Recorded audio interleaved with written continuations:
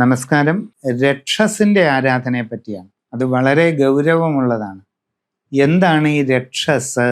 രക്ഷസ് എന്ന് കേൾക്കുമ്പോൾ എന്തോ ഒരു ഭയം പോലെ ചിലർക്ക് തോന്നാറുണ്ട്. അതുപോലെ മറ്റ് ചില സങ്കല്പങ്ങൾ കടന്നു വരാറുമുണ്ട്. അതിലേക്ക് ഞാൻ വിശദമായിട്ട് കടക്കുന്നില്ല. പക്ഷേ അത് ഒട്ടും തന്നെ ദോഷകരമായ ഒരു ഭാവമല്ല. രക്ഷസിനെ പറ്റി പറയുന്നത് കാശ്യപ പ്രജാപതി, അദ്ദേഹം ദക്ഷന്റെ മകളായ മുനി എന്ന സ്ത്രീയെ വിവാഹം കഴിച്ചു.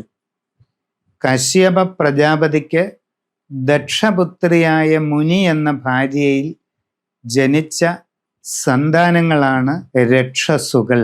അത് വളരെ വിശേഷപ്പെട്ട ഒരു വിഭാഗത്തിൽപ്പെട്ടതാണ്. വൈഷ്ണവ സ്ഥാനങ്ങളിലെല്ലാം അനുയായി ദേവതാ ഭാവത്തിൽ അതുണ്ട്. അതോടൊപ്പം ചില സ്ഥലങ്ങളിൽ നമ്മളുടെ കുടുംബത്തിൽ തലമുറകൾക്ക് മുമ്പ് കഴിഞ്ഞുപോയ കാരണവന്മാരെ വെച്ച് ആരാധിക്കുന്നതിനെയും രക്ഷസുകൾ എന്ന് പറയാറുണ്ട്.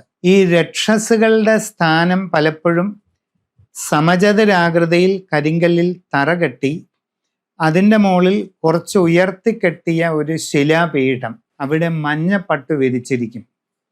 അതിൻ്റെ മുകളിൽ ചിലയിടങ്ങളിൽ വെള്ളി കെട്ടിയ ചന്ദനമാല വെക്കും, ചിലയിടങ്ങളിൽ വെള്ളി കെട്ടിയ രുദ്രാക്ഷമാല വെക്കും. ശൈവരക്ഷസ് വരുന്നിടത്ത് വെള്ളി കെട്ടിയ രുദ്രാക്ഷമാലയും വൈഷ്ണവരക്ഷസ് വരുന്നയിടത്ത് വെള്ളി കെട്ടിയ ചന്ദനമാലയും പ്രതീകമായിട്ട് വെക്കും.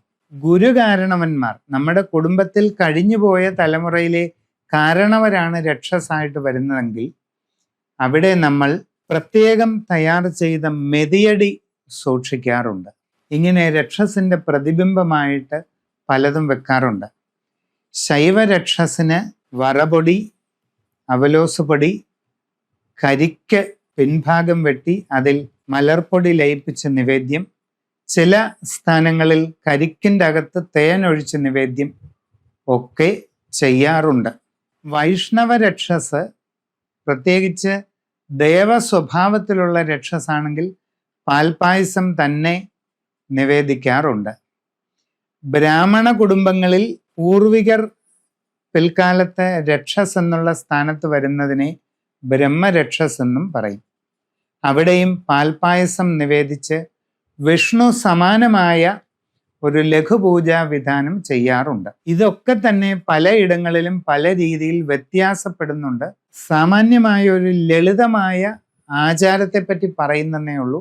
നിങ്ങളുടെ നാട്ടിൽ നിങ്ങൾ കണ്ടിരിക്കുന്നത് ചിലപ്പോൾ ഇതിൽ നിന്ന് വ്യത്യസ്തമായിരിക്കാം.